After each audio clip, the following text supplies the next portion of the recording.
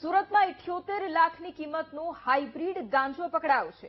Niyol checkpost પાસેથી luxury બસમાંથી ગાંજો પકડાયો। પોલીસે 2.5 કિલો ગાંજા સાથે 2 આરોપીની ધરપકડ કરી છે। પોલીસે પાલીતાણાના મયુદ્દીન ચાવડા અને આદિપ શ્રીમાળીની ધરપકડ પણ કરી છે। આરોપીઓ મુંબઈથી હાઇબ્રિડ ગાંજો લાવ્યા હતા। મુંબઈમાં ગાંજો સપ્લાય કરનાર ઇમરાન અને વસીમ રફીકને વોન્ટેડ જાહેર કરાયા છે।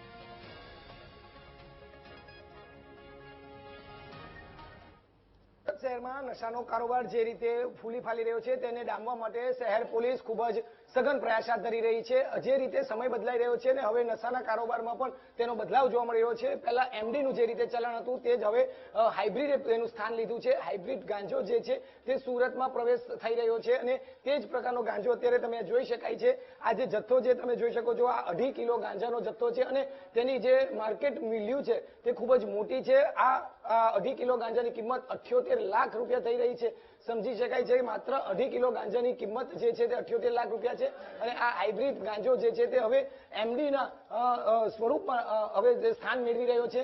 ત્યારે સુરતની સારોલી પોલીસમાં 2 આરોપી જે છે તે આ શહેરમાં ગાંજાનો પ્રવેશ કરી રહ્યા હતા અને સારોલી પોલીસે આ બંને આરોપીને ઝડપી પાડ્યા છે। નિયોલ ચેકપોસ્ટ પાસેથી જ આ બંને આરોપીને આટલા મોટા મુદ્દામાલ સાથે ઝડપી પાડ્યા છે। આરોપીની વાત કરવામાં આવે તો મયુદ્દીન અકબરભાઈ ચાવડા અને આદિબ હાજીભાઈ શ્રીમાળીને સારોલી પોલીસે જથ્થા સાથે ઝડપી પાડ્યા છે। સાથે સાથે આ બંને જે આરોપી જે છે તે મુંબઈથી માલ લાવ્યા હતા અને મુંબઈના ઇમરાન કરીને જે છે તેની પાસેથી માલ લાવ્યા હતા તેને વોન્ટેજ જાહેર કરવામાં આવ્યું છે। જ્યારે માલ મંગાવનાર વ્યક્તિ છે વસીમ રફીક મેહતર તેને પણ પોલીસે હાલ વોન્ટેજ જાહેર કર્યો છે। પરંતુ હાઇબ્રિડ ગાંજાનો જે રીતે વ્યાપ વધી રહ્યો છે અને તેનો જે નશાનો જે જથ્થો લાવવાનો પ્રયાસ થઈ રહ્યો છે તેવા પર સકંજો કસવાનું પોલીસે શરૂ કર્યું છે।